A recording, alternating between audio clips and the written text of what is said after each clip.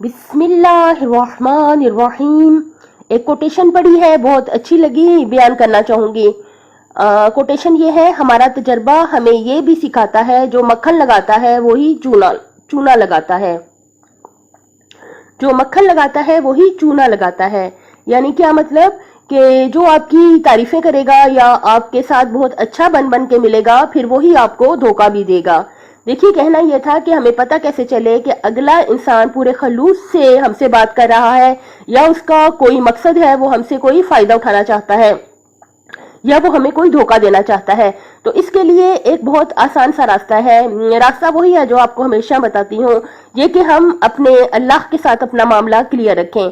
इससे क्या होगा, जब हम अल्लाह ताला के साथ अपना मामला सही रखेंगे, हम क्या मतलब इसका, यानी कोई ऐसा काम ना हो जाए, कोई ऐसी बात ना हो जाए कि हमारा अल्लाह हमसे नाराज हो जाए। ये बात हमारी जिंदगी का सबसे अहम मकसद होगा। तो इसका क्या नतीजा निकलेगा? इसका नतीजा ये निकलेगा कि हमें जब अगला इंसान बात कर रहा होगा, हमारे दिल को फौरन महसूस हो जाएगा।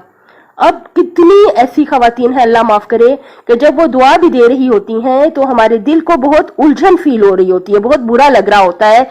यानी इसका क्या मतलब है? इसका मतलब है वो दिल से हमारे साथ फेयर नहीं है, सिर्फ मक्खन लगा रही हैं।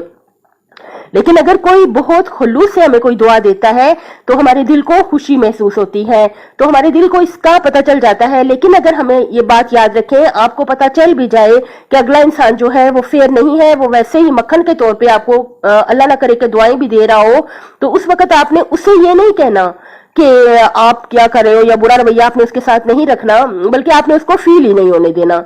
बस आपको पता चल गया, ये काफी है। लेकिन आपने अगले इंसान के साथ बुरा सलूक नहीं करना। क्या कोटेशन है, हमारा तजर्बा हमें यह भी सिखाता है, जो मक्खन लगाता है वही चूना लगाता है।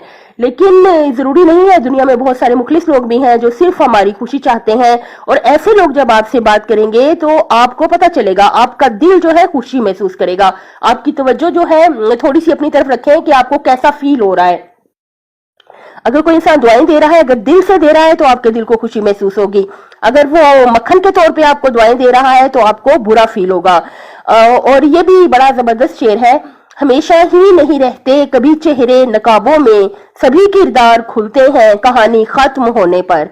देखिए, सच्चाई अपना रास्ता खुद बना लेती है और सच्चाई हरगिज भी छुपती नहीं है। बकौल शायर, सच्चाई छुप नहीं सकती बनावट के असूलों से, कि खुशबू आ नहीं सकती कभी कागज के फूलों से।